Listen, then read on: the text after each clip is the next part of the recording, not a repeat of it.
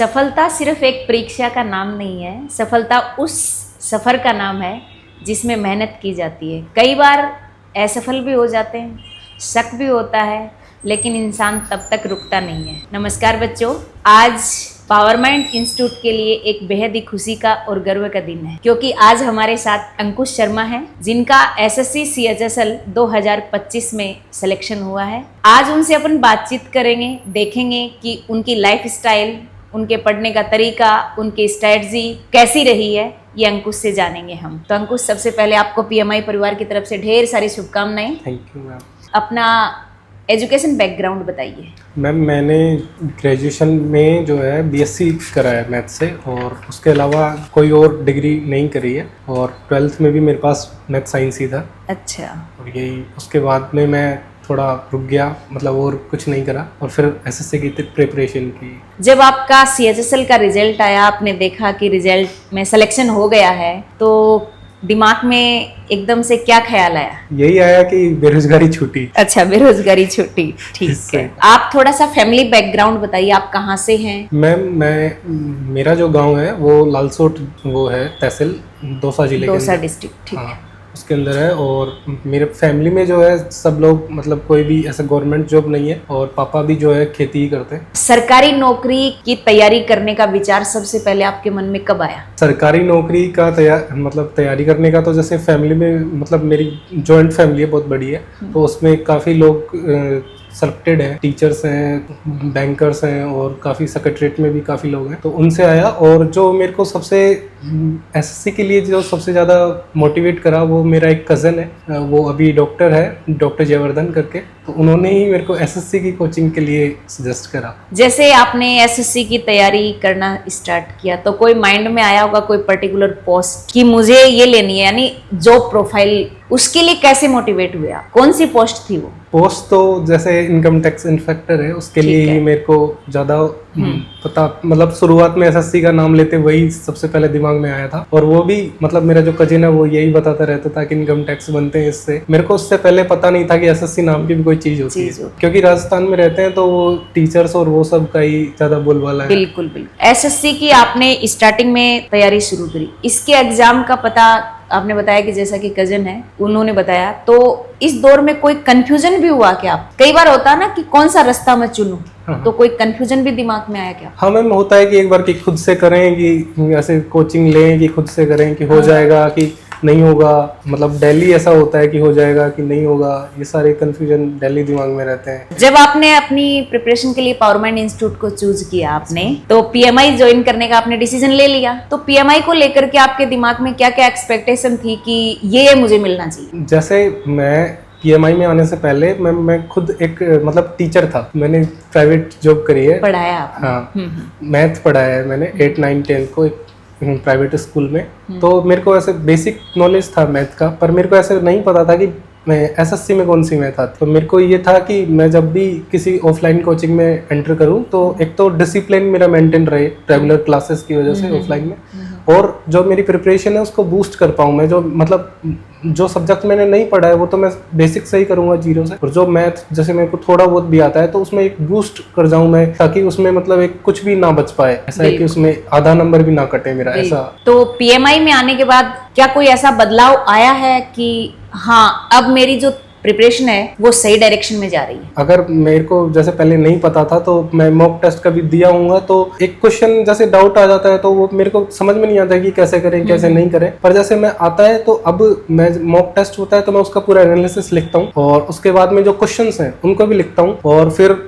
Sir के पास लेके आता हूँ। चाहे मतलब ऐसे डाउटिंग, मतलब अगर कोई डाउट भी आ रहा है और वो मेरे से हो रहा है, तब भी मैं लेके आता हूँ सर के पास, ताकि वो एक बार सर के साथ डिस्कस करने के बाद कि इसमें टाइम कैसे कम कैसे कर सकते हैं, वो सब। और जैसे इंग्लिश में अगर कोई कॉमन एरर का क्वेश्चन है तो उसको कैसे डिफरेंशिएट कर सकते हैं कि कहाँ से पकड़े, अगर आपको कुछ भी समझ में नहीं आ रहा है तो इसमें एरर कहाँ से पकड़े, तो वो मैं सर के साथ डिस्कस करता हूँ। PMI का क्लास एनवायरनमेंट और कंपटीशन के लिए जो आपको मोटिवेट करते हैं, उससे आपकी स्टडी पे क्या इफेक्ट आया? क्लासरूम का, जैसे मैम, जैसे सर, जैसे चौहान सर मैथ्स करवाते हैं तो वो मतलब आपको एक फ्री एंड देते हैं। जैसे कई टीचर्स ऐसे करवाते हैं कि वो बुरे नहीं है, पर जैसे वो करवाते हैं कि आप ये सवाल करो फिर अगला करो, जब वो टीचर करवाता है उनके साथ साथ। तो चौहान सर ऐसे करते हैं कि आप एक बार आप बुक खोलो और जैसे करवा रहे हैं तो उसके साथ करो, जितना आपको आ रहा है उतना करो, जहाँ पे डाउट क्रिएट हो रहा है आप क्लास के साथ फिर करो। तो वो मेरे को एक अच्छा मिला, ताकि मैं मतलब अगर खुद से भी कर पा रहा हूँ, खुद से एफर्ट लगा पा रहा हूँ। पहले क्वेश्चन को खुद से एफर्ट करने के लिए सर देते हैं, तो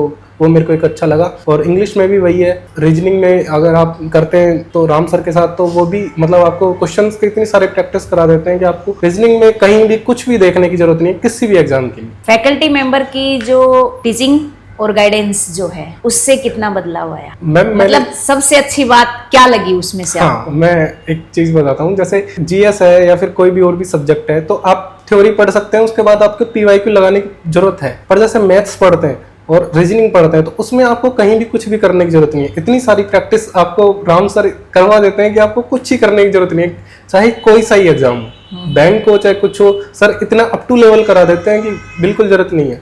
और एक मैं सरजीत सर के लिए बोलना चाहूंगा, मतलब मेरे को ऐसा लगता है कि अगर वो इंसान एक एक लाइन भी बोलता है ना, तो वो मॉक टेस्ट में आपको मिल जाएगी। उनकी बोली हुई लाइन भी, लिखवाई नहीं, आपको बोली हुई लाइन भी आपको मॉक टेस्ट में मिल जाएगी। आपकी नजर में एसएससी की प्रिपरेशन में सिर्फ पढ़ाई करना और सही तरीके से पढ़ाई करना, दोनों में अंतर है? जी मैम, जैसे पढ़ाई करने का एक आप कोचिंग के सिर्फ भरोसे ही छोड़ दें तो कोचिंग भी आपको फिर उतना नहीं करवा पाती है। कोचिंग अगर आप खुद से करेंगे तो ही आपको ज्यादा बेनिफिट दे पाती है, ज्यादा सपोर्ट कर पाती है। अगर आप डाउट डेली लेके आ रहे हैं या फिर मॉक टेस्ट आप डेली टेस्ट सीरीज लगा रहे हैं, तो उसके अंदर फिर जैसे डाउट क्रिएट हो रहे हैं तो फिर ज्यादा सपोर्ट कर पाती है। और आप सिर्फ क्लासेस में कर रहे हैं तो फिर वो एक होता है, पर वो टाइम लेके आपको फिर समझ में आएगा कि टेस्ट सीरीज के साथ डाउट भी अगर आप जितना ज्यादा आप एक साथ कर सकेंगे उतना ज्यादा करने की कोशिश करें तो ज्यादा सपोर्टिव है कोचिंग। आपका डेली रूटीन कैसा रहता था? जैसे क्लास में आना, सेल्फ स्टडी करना, टेस्ट लगाना, इन सबको कैसे मैनेज करते थे आप? जैसे मैं सुबह उठता हूँ तो मैं थोड़ा मतलब 6-7 बजे उठ जाता हूँ, थोड़ा जल्दी 6 बजे। तो मतलब मेरे को अगर कोई सब्जेक्ट में अगर मतलब वो कहे मेरे को सबसे बोरिंग लगता था तो मैं सबसे पहले उसको ही पढ़ता था, कि मैं सबसे पहले जो मेरे को सबसे डिफिकल्ट या फिर जिसको देख के इरिटेशन होता है ना, तो मैं सबसे पहले वही करता था, ताकि सारा दिन ऐसे निकले कि ठीक है अब वो हो चुका है। और फिर क्लासेस शुरू हो जाती हैं, फिर शाम को मैं जब टेस्ट लगाता हूँ,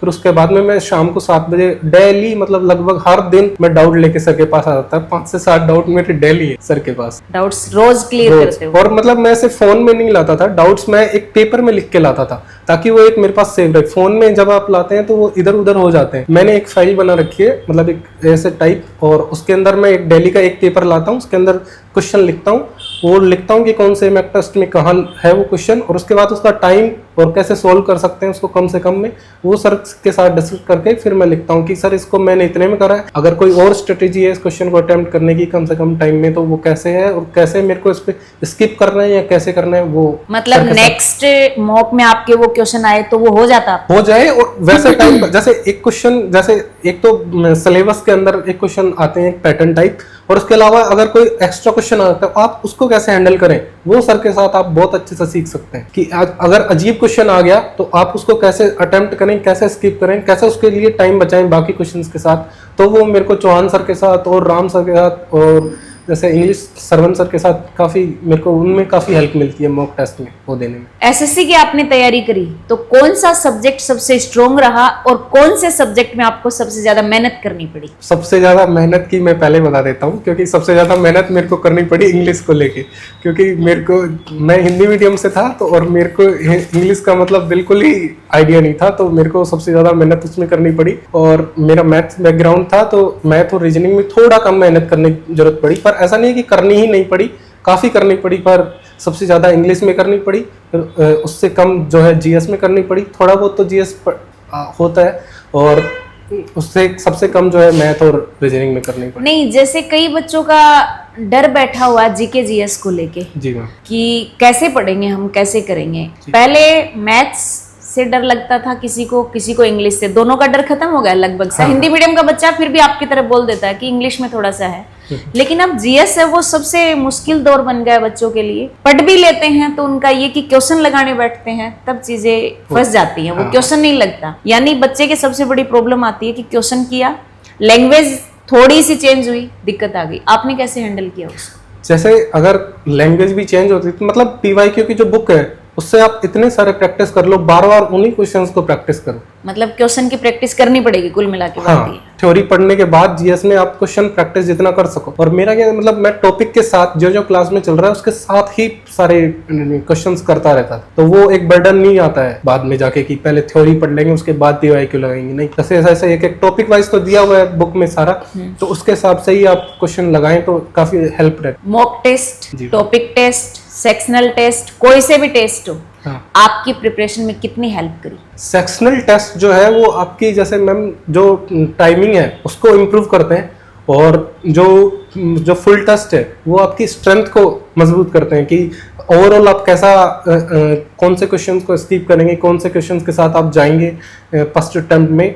और जो ऑफलाइन जो टेस्ट है वो आपका कंसेप्ट जो है उनको मजबूत करते हैं कि आप कंसेप्ट जो है वो सबसे ज्यादा रिवाइज ऑफलाइन टेस्ट में होते हैं, तो वो मेरे को एक्यूरेसी को बढ़ाने का काम करते हाँ, कंसेप्ट अगर आपको रिवाइज करने लगातार बिना नोट्स खोले तो आप ऑफलाइन टेस्ट अच्छे से करिए। जैसे मैं काफी सारे बच्चों से मिलती हूँ अंकुश, बातचीत भी होती है मेरी, तो उनका वो टेस्ट जब देने लगते हैं तो भिड़ते ही वो मार्क्स की अपेक्षा करने लगते हैं जी मैम। कि मार्क्स नहीं आ रहे। उन बच्चों को आप क्या कहना चाहेंगे? बस यही कि जो मॉक टेस्ट है वो आपके मार्क्स के लिए बिल्कुल ही नहीं है, वो आपके कंसेप्ट के रिवीजन के लिए है, ताकि आपको जो कंसेप्ट आपने पढ़ा है क्या वो हो चुका है, उसमें अगर आपको दिक्कत भी आ रही है तो आपको वो क्वेश्चन एग्जाम में ठीक कर पाए, उसके लिए मॉक टेस्ट है, ताकि आप एग्जाम में जाके वो क्वेश्चन गलत ना कर पाए। तो आप एक बार मॉक टेस्ट लगाइए, मार्क्स को जाने दीजिए एक तरफ, और जो कंसेप्ट है, जो सिलेबस का जो कंसेप्ट है ना, मेन चीज वही है। अगर आपको वो क्वेश्चंस आ रहे हैं, वो कंसेप्ट आ रहे हैं, तो मार्क्स कोई मैटर नहीं करते। मैटर नहीं करते, ठीक। जब मॉक टेस्ट में कम नंबर आते थे, उतार चढ़ाव चलता है, हाँ मैम। तो उस सिचुएशन को कैसे हैंडल करते थे? क्या दिमाग खराब होता था कि ये क्या हो गया? हाँ, मतलब अगर एकदम से अगर एक ऐसा मौका आ जाता है तो हो जाता है कि कैसे इतना कम आ गया, पर मैं फिर अपने कंसेप्ट को देखता हूँ कि क्या इसमें कुछ अलग था, कि मॉक टेस्ट थोड़ा टफ था, या फिर इसमें कौन सी ऐसी चीजें हैं जो मैं सर के साथ डिस्कस कर सकता हूँ। मेरा तो मेन चीज यही है, अगर मैंने एक भी मॉक टेस्ट आधा भी दिया है तो मैं उसके क्वेश्चन सर के साथ जरूर डिस्कस करता हूँ डाउट में। मेरा बस यही है कि, और मैं उसको लिखता जरूर हूँ हर एक क्वेश्चन को जो मेरे को नहीं आ रहा है, जो कंसेप्ट के साथ थोड़ा बियॉन्ड है या फिर कुछ लैंग्वेज चेंज करके आई है, तो मैं उनको लिखता जरूर हूँ सर के साथ बैठ के। हाँ, इस पे मैं क्रॉस क्वेश्चन करना चाहूंगी। काफी सारे बच्चे हैं जो मॉक लगाते हैं, टेस्ट देते हैं, किसी से भी पूछो आज हर यही कहेगा हाँ मॉक लगाते हैं। पेपर लगाया, मार्क्स देखे और हो गया काम, क्या काम चल जाएगा? नहीं मैम, तो मार्क्स तो देखना ही नहीं है। अगर आपने पेपर लगा दिए हैं, मॉक टेस्ट लगा दिए, तो मार्क्स मत देखिए आप उनमें। जैसे आप सेक्शन में जाएंगे, रीजनिंग में, मैथ में, जीएस में, जीएस के आपके जितने टॉपिक हो रहे हैं आप उनको देखिए। उनमें अगर आपको नया सेम टॉपिक आपको पढ़ा दिया है, अगर उसमें से नया क्वेश्चन मिल रहा है तो आप उसको सर के साथ डिस्कस करिए कि सर अगर ऐसा क्वेश्चन आ गया तो हम क्या करेंगे। अगर ऐसा वाला तो सर आपको बताएंगे कि ये या तो वो क्वेश्चन इररिलेवेंट होता है, बियॉन्ड आ जाता है, कि बहुत डीप में आ जाता है, या फिर सर आपको बताएंगे कि ऐसे क्वेश्चन के साथ आप जो आपके नोट्स हैं उन्हीं के साथ आप कैसे उनको टैकल कर सकते हैं, क्योंकि नोट्स से ही वो क्वेश्चन टैकल हो जाता है। लैंग्वेज भी चेंज है तो भी टैकल हो जाता है। आप एलिमिनेट करके भी आप बहुत सारे क्वेश्चन कर सकते हो, और वही आपको एक बूस्ट करता है, स्कोर करता है, ज्यादा स्कोर करवाता है एग्जाम में बाकी स्टूडेंट के साथ। जैसे बच्चे मॉक लगाते हैं, पेपर का सॉल्यूशन नहीं लेते कि कौन बैठा रहेगा 1-1.5 घंटे, जी मैम, उनको क्या कहना चाहिए? मैं तो जो सर हैं उनके साथ मैं हर एक जो सॉल्यूशन है मैंने वो लिया है, और मैंने उनको परेशान भी खूब करा है, सर ऐसे करवाइए, सर ऐसे करवाइए। अगर आप अंकित सर को पूछेंगे तो वो शायद बताएंगे कि मैंने हर एक क्वेश्चन को, जब मैथ है चाहे रीजनिंग है, उनके हर एक क्वेश्चन को सर ऐसे कर सकते हैं, हाँ कर सकते हैं, ऐसे कर सकते हैं, हाँ सर इसको कम टाइम में कैसे कर सकते हैं। और जाने के बाद भी मैं उनके मतलब गोला लगा के लिख लेता था कि ये क्वेश्चन मैं बाद में भी पूछूंगा, सोल्यूशन होने के बाद भी। हाँ, उनके साथ फिर मैं कर सकता था कि ये इनको कितनी सारे वेज में आप सोल्व कर सकते हैं, कौन सा बेस्ट है, कौन सा अगर डाटा ये जो आया है उसके साथ आप कैसे कर सकते हैं, तो वो मैं सर के साथ क्वेश्चन की पूरी जान निकाल लेते हैं। हाँ। प्रिपरेशन के दौरान ऐसा कोई फेज आया क्या कि अब सिलेक्शन नहीं हो पाएगा? दिल्ली आता था मैं, तो कैसे उसको हैंडल करते थे? आपका अगर डिसिप्लिन मेंटेन है और आप रेगुलर क्लासेस में आ रहे हैं, ऑफलाइन कोचिंग का सबसे बड़ा फायदा यही है कि आपको कोई आपको डिसिप्लिन में मतलब उतना करने की जरूरत नहीं पड़ती, आपको मोटिवेशन की उतनी जरूरत नहीं पड़ती। आप अगर रेगुलर क्लासेस आ रहे हैं, रेगुलर डाउट ले रहे हैं, रेगुलर टेस्ट सीरीज लगा रहे हैं, रेगुलर सॉल्यूशन ले रहे हैं, तो आपको मोटिवेशन की उतनी जरूरत नहीं पड़ती, क्योंकि आप डिसिप्लिन में आ जाते हैं। तो डिसिप्लिन जब आता है तो मोटिवेशन से उतना फर्क नहीं पड़ता है। अगर आप नहीं भी है मोटिवेट तो अभी आप क्लास में तो आना ही है, टेस्ट तो लगाना ही है, सॉल्यूशन तो लेना ही है। तो आपको अपने आप वो दिमाग में से चीज़ हट जाती है कि मोटिवेशन क्या चाहिए, नहीं चाहिए। वो क्वेश्चन दिखता है, सवाल दिखते हैं, सॉल्यूशन करना पड़ता है, तो अपने आप ही चीज़ें होती रहती हैं। डिसिप्लिन उसकी रेगुलरिटी को नहीं छोड़ना, बस वही, चाहे मोटिवेशन आए या नहीं आए। ठीक है, कई बार होता है कि आज पढ़ने का मन नहीं कर रहा, होता है ना जी, या वही बात मोटिवेशन कम हो जाए, तो खुद को ट्रैक पे कैसे लाते थे? क्या आपके मन में आता था कि आज पढ़ने का मन नहीं हो रहा? हाँ, अगर पढ़ने का मन नहीं हो रहा है तो मैं क्लास तो आनी है, 5-6 घंटे तो वो होना ही है, टेस्ट देना ही है, सॉल्यूशन लेना ही है, तो 5-7 घंटे वो अपने आप ही हो जाते हैं। और फिर 1-2 टेस्ट अगर आप खुद से एफर्ट करके लगा पाए घर बैठ के, तो वो और लगा लीजिए, अपने आप आ जाएगा। मोटिवेशन की जरूरत नहीं पड़ती। आप डिसिप्लिन में होते हैं तो आपको मोटिवेशन की जरूरत नहीं पड़ेगी, ये पक्का कि है। रोज का मेरा है, हाँ, तो हैबिट करना अगर ही है। हाँ आ गई है तो आपको मोटिवेशन की जरूरत नहीं पड़ेगी। कुछ स्टूडेंट हैं जो कुछ महीनों तक बढ़िया मेहनत करते हैं, लेकिन कुछ टाइम बाद, आपने भी क्लासरूम में देखा होगा, हाँ। कुछ टाइम बाद रेगुलरिटी टूट जाती है। हाँ, ये चीज प्रैक्टिकल है। उन स्टूडेंट को रेगुलरिटी बनाने के लिए क्या करना चाहिए? डे 1 से ही स्किप करने का जो है आपके दिमाग में, वो हटा दीजिए। अगर आप डे 1 से ही स्किप करना चाहते हैं, मतलब किसी भी चीज को लेके, क्लास को लेके, टेस्ट को लेके, कि नहीं यार एक ही दिन की तो छुट्टी है, वो बस एक दिन की छुट्टी हुई है, फिर खत्म है कहानी। हाँ, क्योंकि नेक्स्ट डे फिर कनेक्टिविटी नहीं जुड़ पाती है। तो आप रेगुलर बने रहिए। ऑफलाइन का सबसे बड़ा फायदा यही तो है कि आपको आना है, करना है, आना है, करना है। आपको किसी मोटिवेशन की जरूरत नहीं है, आपको आना ही पड़ेगा, आपको करना ही है, टेस्ट भी लगाने ही है। स्कूल में जब पढ़ते थे तो मोटिवेशन कहाँ से आता था? रेगुलरिटी से आता था। जी हाँ। रिवीजन घर पे करके आते थे कि ये चैप्टर मेरे को लर्न करना है। हाँ। किससे करते थे? डर से कि टीचर का डर है, वो चीजें रखनी पड़ेंगी वापस। हाँ। एसएससी की प्रिपरेशन के दौरान ऐसी कौन सी गलती आपने करी कि मुझे इस बार इंस्पेक्टर बनने में वो गलती करनी ही नहीं है? मॉक टेस्ट का जो एनालिसिस है, और जैसे कई सारे, एक तो मॉक टेस्ट का एनालिसिस है, मैं नहीं लिखता था, तो वो मेरे को एक लगता था कि लगा लिया, चल ठीक है, हो गया। अब मैं जो है, मैं सारे मॉक टेस्ट, एक मॉक टेस्ट मैंने लिखा हुआ है, एक का सॉल्यूशन अगर उसके साथ कुछ अलग है तो वो मैंने लिखा हुआ है। और क्वेश्चन तो मैं सारे जो है डाउट के, वो अलग से एक फाइल में लिखता हूँ, एक कॉपी में लिखता हूँ, तो वो सारे उसी में है। और एक चीज़ जो मैं कहूँगा, जैसे कई सारे, अगर आपने कहीं से भी थोड़ा बहुत भी पढ़ा हुआ है तो आपको ऐसा लगता है कि ये टॉपिक तो मेरे को आता है, मेरे को क्लास आने की क्या जरूरत है, तो वैसा होता है। तो आप वो चीज़ छोड़ दीजिए। आपको आता है, आपको क्लास में आई, आपको नई चीज़ नहीं सीखने को मिले, अगर आपसे सारे क्वेश्चन हो रहे हैं तो मेरे को बता दीजिए। नहीं होंगे आपसे सारे क्वेश्चन क्लास में, अगर सर करवा रहे हैं, क्योंकि वो एक अप टू लेवल करवाते हैं, बहुत ज्यादा लेवल तक, तो वो आपको बहुत ज्यादा निचोड़ देते हैं। आपने पढ़ा है ना, तब भी आपको नई चीज बहुत सारी सीखने को मिलेगी। आप कुछ भी पढ़े हो, कुछ भी नहीं पढ़े हो, बहुत सारी चीजें सीखने को मिलेगी। वो गलती आप ना करें तो अच्छा है कि मेरे को आता है, मेरे को क्या आने की जरूरत है, मेरे को रीजनिंग में भी क्या आने की जरूरत है, मैं तो पढ़ रखा हूँ। हाँ, काफी सारे मैं भी देखती हूँ कि रीजनिंग तो आ रही है, जीके ही तो चल रहा है, बाहर बैठ जाएंगे, क्लास में नहीं आएंगे। हाँ। ये सही है? नहीं, अगर ऐसा करेंगे तो आप फिर बाहर, तुरंत ही बाहर हो जाएंगे, बाहर ही हो जाएंगे, रेस से बाहर हो जाएंगे। बिल्कुल। सबसे पहले तो जब रिजल्ट आया तो आपने कॉल किया होगा? जी मैम। उनकी क्या प्रतिक्रिया रही?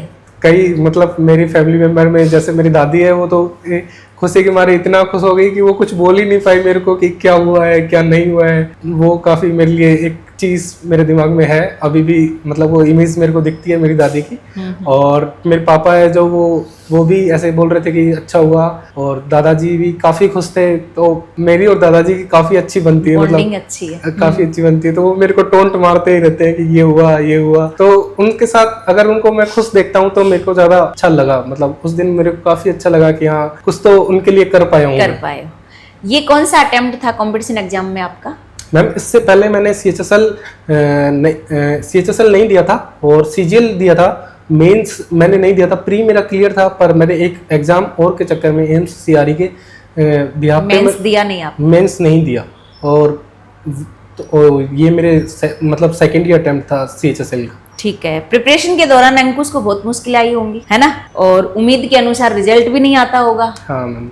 तो फैमिली सपोर्ट में ऐसा क्या रहता था कि फैमिली वालों से आप बात करके बिल्कुल ऐसे हो जाए कि मोटिवेट, नहीं मुझे उनके लिए करना है, तो कैसे करते थे आप? वो क्या सपोर्ट रहता था, उनकी क्या बातें ऐसी रहती थी कि आप मोटिवेट हो जाते थे? जी मैम, मैं एक बात कहना चाहूंगा, जैसे मेरे फैमिली मेंबर्स जो है ना, वो मेरी पढ़ाई के बारे में पूछते हैं, और ना मैं उनसे बात कर पाता हूँ कि मेरी पढ़ाई कैसी चल रही है। मैं बियॉन्ड पढ़ाई से बात करता हूँ ना, तो अपने आप मोटिवेशन मेरे को मिल जाता है। जैसे कि घर पे क्या चल रहा है, क्या नहीं चल रहा है, क्या हो रहा है, क्या होने वाला है, तो वो सारी चीजें अगर मैं कर पाता हूँ उन्हीं बातों से मोटिवेशन हाँ, निकाल लेते हैं आप। हाँ, मतलब पढ़ाई डिस्कस मैं नहीं कर पाता हूँ टीचर्स के अलावा। टीचर्स को तो मैं खुल के बता पाता हूँ कि सर ये क्वेश्चन है, मैं इस पॉइंट पे भी अटक गया हूँ, पर मैं फैमिली के साथ पढ़ाई को लेके उतना मतलब नहीं हूँ इजी, तो बाकी चीजों पर ही मैं फोकस कर पाता हूँ। आपकी तैयारी के दौरान पेरेंट्स को क्या क्या चैलेंज करने पड़े? पेरेंट्स को जो मैम मेरी फाइनेंशियल कंडीशन उतनी अच्छी नहीं है, तो एक तो फाइनेंशियली उनको दिक्कत आती है कि ये करना है, पैसे भेजने हर महीने, ये तो ये एक तो मेन ये चीज़ है। और बाकी कई सारी चीज़ें जो मगर मैं घर पे होता हूँ तो मैं खुद कर पाता हूँ, तो वो उनको करनी पड़ती है। जैसे कई सारी हेल्प है जो मैं खुद कर सकता था मेरे डॉक्यूमेंट्स को लेकर भी, या फिर किसी और फैमिली मेम्बर्स को डॉक्यूमेंट को लेकर, तो वो खुद से ही करते हैं, तो उनको थोड़ी दिक्कतें आती है। आसपास के जो लोग हैं, बाकी जो लोग हैं, अगर रिलेटिव्स हैं, अगर उनका कोई प्रेशर भी आता है कि आपका बच्चा क्या कर रहा है, तो वो खुद ही उसको हैंडल कर लेते हैं। आप तक नहीं आने देते? मेरे तक नहीं आता है कि मैं क्या कर रहा हूँ, कि वो ऐसे पूछने की मैं क्या कर, नहीं आता है मेरे पास। पावर माइंड इंस्टीट्यूट के साथ अंकुश ने प्रिपरेशन करी, कैसी जर्नी रही आपको पढ़ाई के साथ साथ?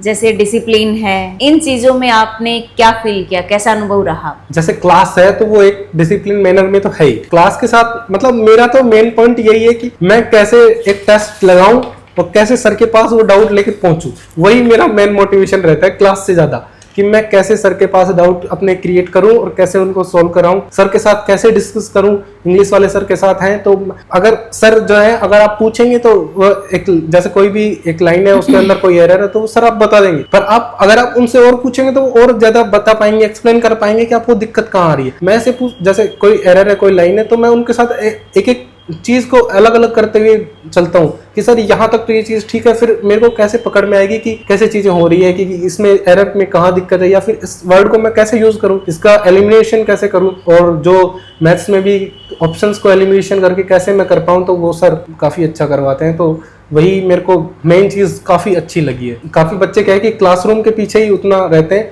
पर क्लासरूम के बियॉन्ड भी एक चीज है जो आपको काफी ज्यादा प्रॉफिट देगी मेरे हिसाब से। काफी बच्चे उसको नहीं ले पाते हैं। बिल्कुल। अब मैं यही आपके जवाब से क्वेश्चन निकालना चाहूंगी। जैसे आपने कहा कि काफी सारे बच्चे, बिल्कुल सही बात है, सब बच्चे डाउट्स नहीं ले पाते, तो उनको आप क्या कहना चाहेंगे? जैसे कई बच्चे अंतर्मुखी टाइप के होते, क्लास में आप भी नहीं बोलते, जैसे मैंने पढ़ाया तो देखा कि बिल्कुल चुप, कोई डिस्टरबेंस नहीं। कई बच्चे टीचर से बोल ही नहीं पाते, आप डाउट्स तो कर लेते हैं, बोल ही नहीं पाते, तो उन बच्चों को क्या कहेंगे आप? मतलब आइए, कुछ नहीं कहेंगे, टीचर के डांटते थोड़ी है। मतलब अगर आप कुछ भी लेकर आते हैं तो कि सर मैं यहाँ, अगर बियॉन्ड अगर एग्जाम बियॉन्ड मॉक टेस्ट भी सर आपको बहुत हेल्प करते हैं कि आपकी लाइफ में क्या चल रहा है, कैसे सर मैं अपने आप को ट्रैक पर वापस लाऊं, किस एग्जाम को लेकर मैं मेनली जो है कैसे प्रिपेयर करूं, कैसे मेरे मॉक टेस्ट में ऐसे हो रहे हैं तो मैं किस तरफ जाऊं, किस टॉपिक्स की तरफ जाऊं, किस कंसेप्ट की तरफ जाऊं, तो वो सब सर आपको बहुत डिस्कशन करना चाहिए। हाँ, बहुत हेल्प कर।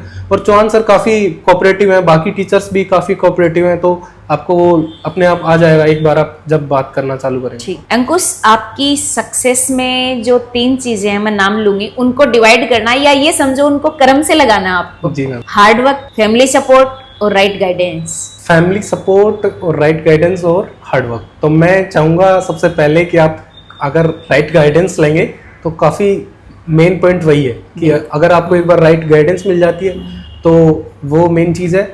और उसके बाद हार्ड वर्क चाहूँगा, और उसके बाद फैमिली सपोर्ट, क्योंकि कई बार कई लोगों के साथ फैमिली सपोर्ट नहीं हो पाता है, तो वो एक मेजर उनका इश्यू रहता है। पर राइट गाइडेंस अगर आप पहले पे रख पाते हैं कि मेरे को सर ने जो बोला है वही करना है, एक साथ वही करना है, बाकी कहीं इधर उधर जो है कंफ्यूज नहीं होना है, तो आप काफ़ी अच्छे, मतलब भीड़ से काफी अलग हो जाते हैं। अगर आपको राइट गाइडेंस मिल जाती है तो आप काफी अलग हो जाते हैं। हार्ड वर्क उसके बाद में आता है। कोई भी कंपटीशन एग्जाम को क्रैक करने के लिए मैं जो चीजें बोलूंगी, इनमें से किसकी जरूरी है? जैसे पहला है इंटेलिजेंस, डिसिप्लिन, रेगुलरिटी और पेशेंस। मैम, मेरे को जो सबसे पहले अगर मेरे को कुछ चीज रखनी हो तो मैं रखूंगा कि डिसिप्लिन जो है, डिसिप्लिन, अगर आप डिसिप्लिन और रेगुलरिटी इन दोनों को रखूंगा मैं। इंटेलिजेंसी तो लगभग सब, हाँ, लगभग सब समान ही होते हैं, ऐसा नहीं है कि कोई ज्यादा इंटेलिजेंट कम इंटेलिजेंट है, बस वो अपने आप को ज्यादा उस चीज में लगातार रेगुलर बना पा रहा है, पेशेंस रख पा रहा है। अगर आपको सर पढ़ा रहे हैं एक टॉपिक तो आप उसको पहले फिनिश हो जाने दीजिए, उसके बाद आप क्वेश्चन करिए। कई बीच में ही ऐसे करते हैं तो वो अच्छा भी नहीं लगता, तो वो मेरे को एक रहता है कि एक बार मैं टॉपिक खत्म हो जाए उसके बाद में मैं मैम से, सर से या आपसे किसी से भी मैं उसके बाद PYQ करूँगा। मेरे जो डाउट्स हैं मैं लगा के आऊँगा, फिर उसके बाद में मैं सर के साथ डिस्कस करूँगा। तो वो मेरे को एक चीज़ मेन लगता है। और इंटेलिजेंसी सबसे बाद में आएगी, ताकि वो तो सब में सेम ही रहता है, तो ऐसा कोई इफेक्ट नहीं पड़ता इंटेलिजेंसी। और पेशेंस पेशेंस तो आपको रखना ही पड़ेगा सर के साथ, सबसे बड़ी चीज है वो। हाँ, रखना पर पड़ेगा। मैं पेशेंस को बाद में रखूंगा, डिसिप्लिन के बाद में। हाँ, डिसिप्लिन जो है आपकी मेन चीज है। अगर आप रेगुलर आ रहे हैं तो पेशेंस अपने आप ही आ जाएगा, मेरे को लगता है ऐसा, मेरे हिसाब से। बिल्कुल। PMI में वर्तमान में जो स्टूडेंट पढ़ रहे हैं, जी मैम। सबको देखते हैं आप?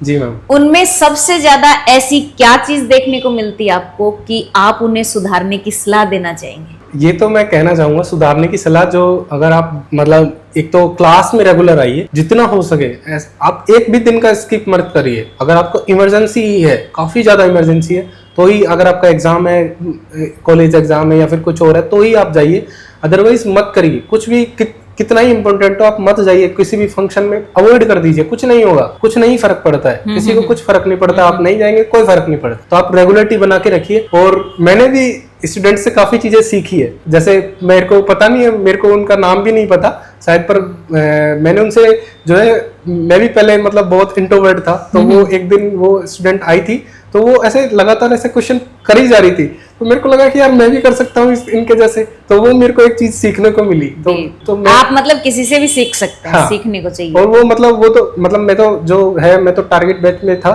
और वो जो है फाउंडेशन की थी। तो वो मेरे को उनको देख के ऐसा लगता था कि यार ये कैसे इतना कर पाती हैं, इतना क्वेश्चन पुटअप लगातार कर पाती हैं। तो मेरे को उनको देख के ऐसा लगता था। मैंने उनसे ये चीज जरूर सीखी है कि कैसे क्वेश्चन को आप पूछें, कैसे आप सर के साथ डिस्कस करें। तो वो मैंने एक चीज उनको बैठ के एक दिन 2-3 दिन नोटिस करा, तो मेरे को वो चीज समझ में आई। आपका कोई जूनियर अब आपसे कहे कि भाई मैं तो पढ़ तो रहा हूँ, तैयारी भी कर रहा हूँ, लेकिन सिलेक्शन नहीं हो रहा, क्या करूँ? सिलेक्शन क्या सलाह देना चाहेंगे? सर के पास आ जाइए, मैं तो यही कहूंगा। मेरे को तो अगर कुछ भी फील होता है, मैं तो मतलब स्टूडेंट्स से कम मैं तो सर के साथ ही ज्यादा डिस्कस करता हूँ, क्योंकि उनको ज्यादा नॉलेज है, उनको ज्यादा एक्सपीरियंस है। उन्होंने कई बच्चे सिलेक्ट करवाए हैं, बहुत अच्छी पोस्ट पे करवाए हैं, तो उनको पता है। और उनको ये भी पता है कि आपको कहाँ पे, किस चीज में कितनी दिक्कत आ रही है, कितना डाउट क्रिएट हो सकता है आपको लेके, किस पॉइंट पे। जैसे मेरे को ये होता था पहले कि मैं जो कई क्वेश्चंस में क्या करता था कि जैसे 11x4 है तो 44 होता है, तो मैं मतलब कंफ्यूजन में कई बार उसको 15 कर देता हूँ। हाँ, हो जाता है। हाँ, लगातार में। तो मैं वो सर के साथ डिस्कस करता हूँ, सर मेरे को क्वेश्चन आ रहा है, मैं कर रहा हूँ, पर मतलब लास्ट में जब मैं टिक करने जाता हूँ, ये कई के साथ होता है, मेरे साथ यही कई बार होता था कि मैं कर रहा हूँ, तो फिर भी लास्ट में जाके ऑप्शन टिक करने के साथ भी जो करता हूँ, ऑप्शन टिक करता हूँ, तो उसमें बस गलत ऑप्शन टिक कर देता हूँ, या फिर ऐसा हो जाता है। और एग्जाम में भी मेरे साथ हुआ था पहले, फिर मैंने सर के साथ डिस्कस करा, तो वो काफी चीज इंप्रूव हुई कि आप जब ऑप्शन टिक करने जाते हैं तो एक बार चेक कर लीजिए कि क्वेश्चन क्या पूछना चाह रहा है, क्या नहीं पूछना चाह रहा है। तो वो पेशेंस वो जो वहां से आता है, तो मेरे को काफी हेल्प मिली सर के साथ वो सब बातचीत करने में। PMI में बहुत सारे स्टूडेंट्स अभी मेहनत कर रहे हैं, तैयारी कर रहे हैं, वो आपकी जगह बैठ के इंटरव्यू देना चाह रहे हैं, उनको क्या मैसेज देना चाहेंगे? मैं डिसिप्लिन ही मेन करना चाहूंगा कि डिसिप्लिन करिए, डिसिप्लिन अपने आप में रखिए और हार्डवर्क करिए, और टीचर्स के साथ बात करिए।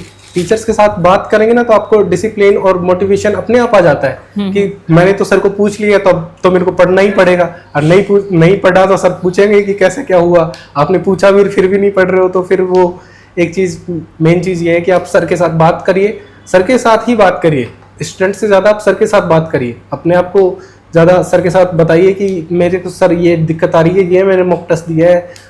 काफ़ी ज़्यादा हेल्प मिलती है मेरे को, काफ़ी ज़्यादा वहीं से मेरे को हेल्प मिली है। क्लासरूम से ज़्यादा मैं कहूँगा कि डाउट क्रिएटिंग और ये जो फैकल्टी है उनके साथ मेरे को काफ़ी ज़्यादा इम्प्रूवमेंट मिला है। इम्प्रूवमेंट जो आप कह सकते हैं, आपका बेस जो है क्लासरूम में तैयार होता है, पर इम्प्रूवमेंट जब आप एक उस लेवल तक जा पाए कि उस लाइन के बियॉन्ड जा पाए, जो सिलेक्शन वाली PDF उसमें आपका नाम चाहिए, तो आप सर के साथ डिस्कस करिए, डाउट अपने जो है लाइए, मतलब फ्रेंडली रहिए कुल मिला के बात। तो अंकुश के साथ हमने अपनी जर्नी, अंकुश ने शेयर की हमारे साथ, आप भी देखेंगे। तो आपने जाना कि सिलेक्शन सिर्फ सपने देखने से नहीं होता जी, उसके लिए काम करना पड़ता है। तो सबसे पहला मजबूत वर्ड जो अंकुश का रहा वो डिसिप्लिन है। मैंने भी देखा बहुत अच्छा डिसिप्लिन रहा है। तैयारी की जर्नी में मार्क्स कम आएंगे, कॉन्फिडेंस लेवल भी लो होगा, डिमोटिवेट भी होंगे, सब चीजें आएंगी, लेकिन सबको दरकिनार करके आपको वापस जुट जाना है कि मोटिवेशन नाम की कोई चीज लानी नहीं है, रेगुलर रहना है क्लास में। तो अंकुश एक बार फिर पावर माइंड परिवार की तरफ से ढेर सारी शुभकामनाएं। मैं चाहती हूँ कि अगले इंटरव्यू में हम इनकम टैक्स इंस्पेक्टर के रूप में बैठे। तो आप सभी लोग वीडियो देखना, ढेर सारा प्यार देना, और वीडियो सुन के आपके अंदर भी डिसिप्लिन वाली जो मोटिवेशन वाली जो फीलिंग है वो आनी चाहिए। Thank you.